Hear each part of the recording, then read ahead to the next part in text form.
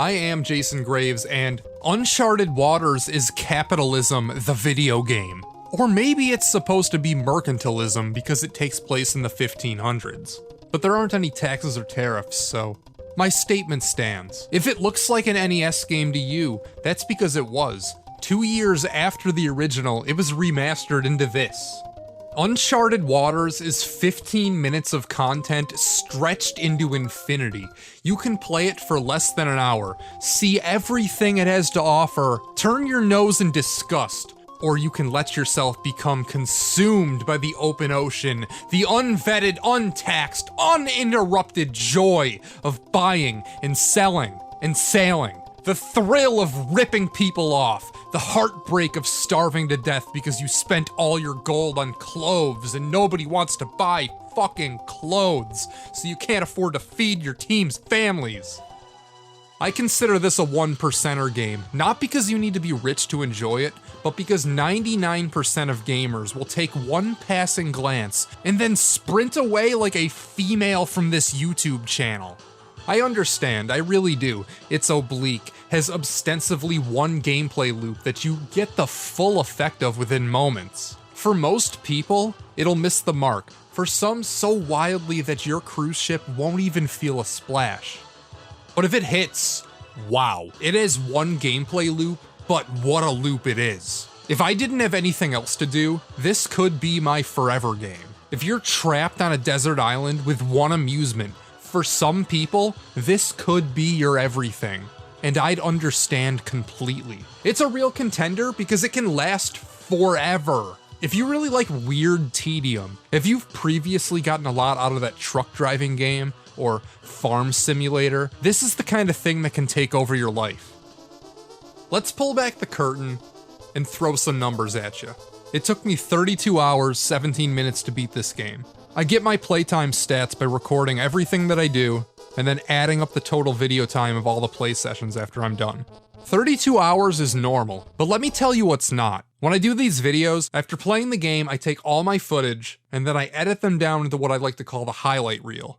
I then use the footage from said highlight reel to construct my review. It makes certain footage easier to find when I need it, and it gives me another chance to take notes or catch something that I might have missed while I was playing the game. Let's look at a few other videos I've done to give you a frame of reference for what I'm talking about. Out of around 32 hours of Dragon Quest V footage, I kept 5 hours and 8 minutes.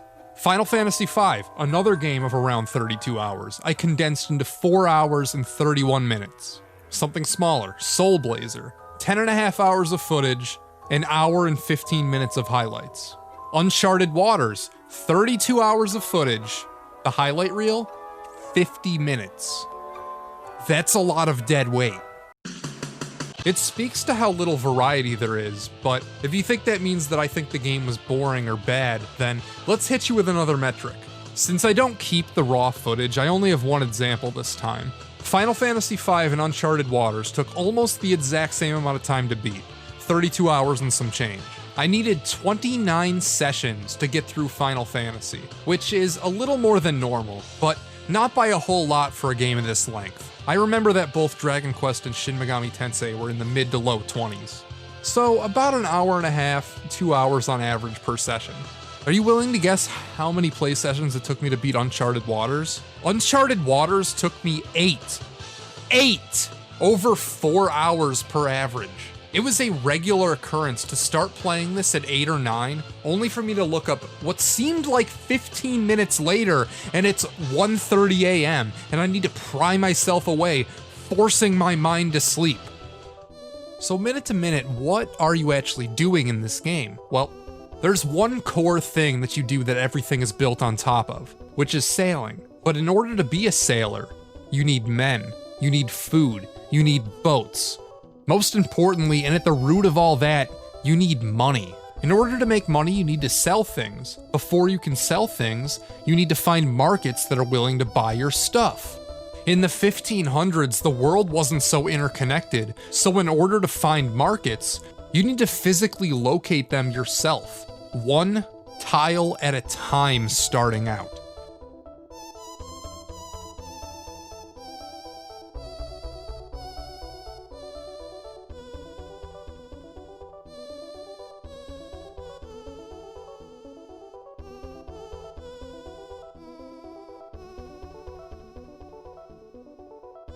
Once you find someplace to sell, you need to find something to buy. Along the way, you'll realize that you're hardly making any money because your lone inherited ship is just too small. It all comes back to money. Uncharted Waters is a game where you buy and sell commodities. You need to play the local economies to your benefit, which means that you need to do research. Talk to NPCs and remember what towns sell what items. Don't buy the grapes in Seville for 40 gold because the ones in Valencia are 30. When you get another ship, you're going to want more places to sell your goods because if you flood Bordeaux with too much sugar, you're not going to be able to profit there anymore.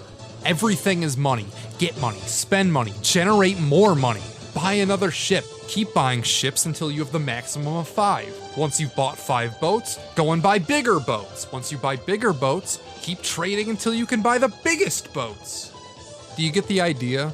It's almost like a glacial interpretation of Wall Street Kid. Instead of the transactions happening instantly, you need to clunkily sail for tens of minutes at a time to get to your buying public. Although, I'll admit, it's not quite as in-depth or as intimidating as I'm making it sound. You don't have to memorize specifically what each individual port sells, because there are different macro economies throughout the regions of the world. Europe is where you want to sell most of your stuff because they have the most money. A formula of taking something you can't buy in Europe, i.e. coral, which can only be bought in the Caribbean, and selling it back there is a surefire way to game the system. But everything isn't bulletproof. For example, don't get stuck without money in South Asia, because there's no way to make that back. Everyone's poor there, so they're not buying your wares at a good price. But what's worse is that the stuff they sell is worthless. It's for dummies. You can buy cloves, pepper, or nutmeg, but nobody wants that shit, so you're gonna be stuck with dead inventory as your crew starves to death, as you desperately attempt to paddle back to Portugal. Something that you might not know about me is that I do and always have loved maps. I was that weird kid who could recite the capital to every state by the time I was 5. I had any and every map I could find tacked to my walls. The classic map of the world covering an entire side. USA, Canada, the great state of New York, fucking shopping malls.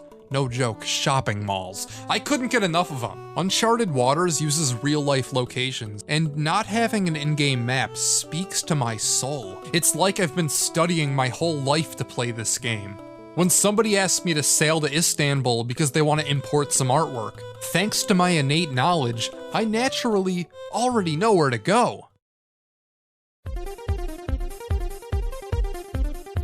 After playing 3 sessions, 11 hours, I wondered aloud. I have trade routes that print money at will. Now what? The opening cutscene makes your overall goal clear. You want to marry the Princess of Portugal.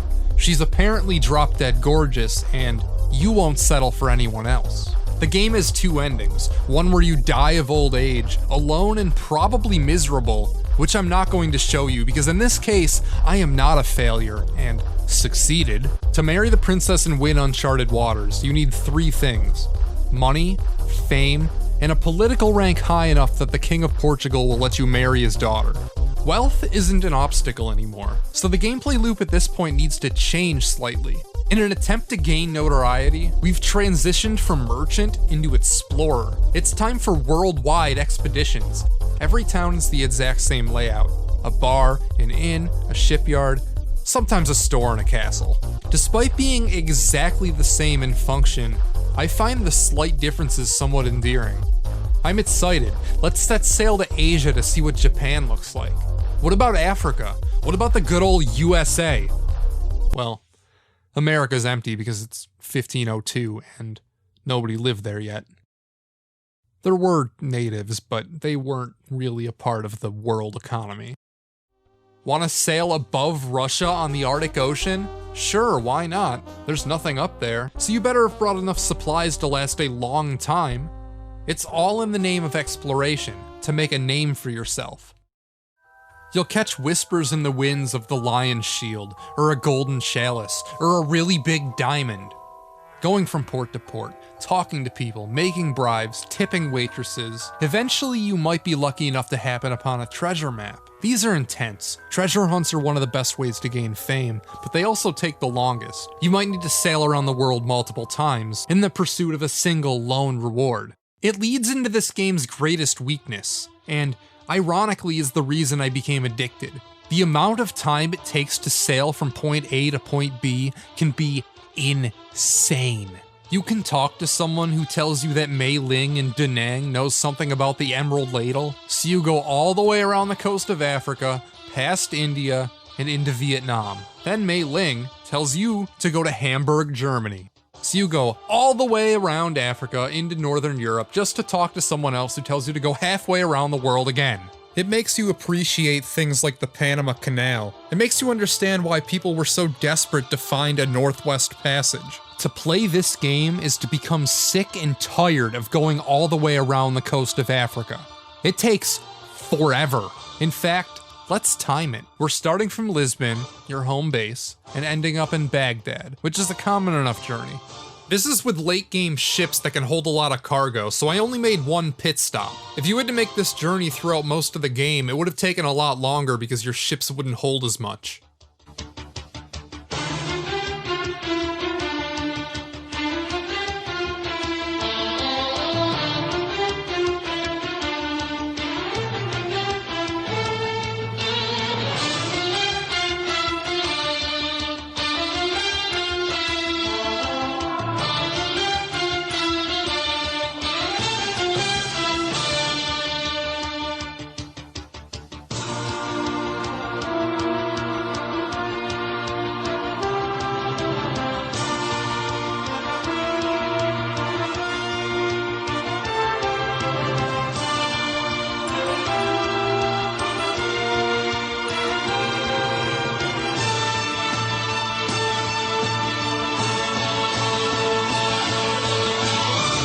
"11.5 minutes. And that's not even a particularly large example. It takes a long time to get anything done. The only redeeming factor is that it's not the type of game you need to focus on 100%. You can watch YouTube or get something else done while you're playing. You've done your share of treasure hunting, exploring, so now you're rich and famous, but that's still not enough. You need to get close with the king, which means that you need to play politician. All the money you've worked for, that you've been saving in the bank the entire game, now you're going to give it all away.